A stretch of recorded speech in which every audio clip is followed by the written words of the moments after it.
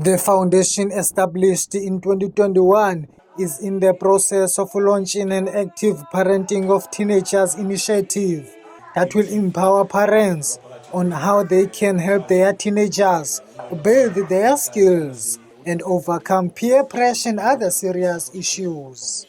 Lam sizoba nephulo esiliqalayo nge-29 kaJanuwari, which is esilibiza ngobana parenting of teenagers. Sizobe si-educate abantu, especially abazali babantwana online, so nokubasa nje kwi-digital world, abazali bafunde nezinye izinto, although befese ne-challenges bafesene nazo, kodwa bafunde nezinto ezintsha.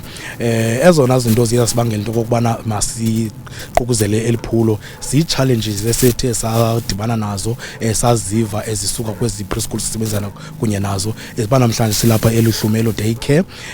Unobangela umzekelo ngamenshina imali kwi-families zethu eziyingxaki, i-communication which is nayo eyingxaki kwi-families zethu, ne-parenting.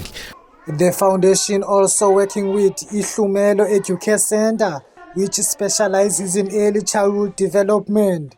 The center's main focus is on developing young minds. Preschool, i-crèche, sesona steps ibalulekileyo emntwaneni. Sizinezinto esaziphosayo because ngela xesha kukhula thina azange siyifumane i-crèche.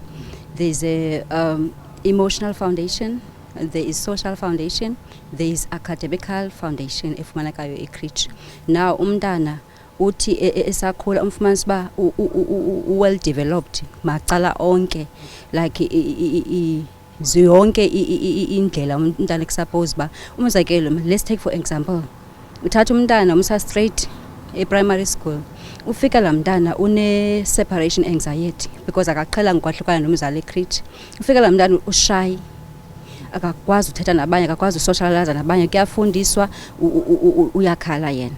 Laa nto i-affecte i-progress report yakhe. But if la mntana beqale e-preschool, apho adevelop khona fully. So i-preschool is a basic foundation, phofu is a must, i-foundation eyakha umntana. Parents commend this initiative, saying it is very helpful. Ndizibulisele kwabakwa-Bay TV naloluntu lonke jikelele apha e-PE nakwindawo ngendawo. NdinguSifundo Nqola apha eMotherwell eNewton.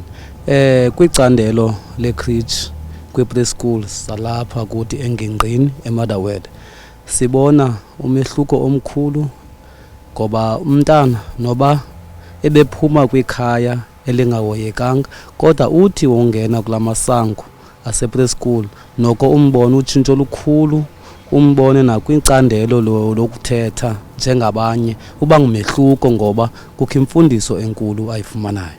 This initiative will go digital on the 29th of January 2026. Reporting for MPK News, Amasandile Njongi in Gqeberha.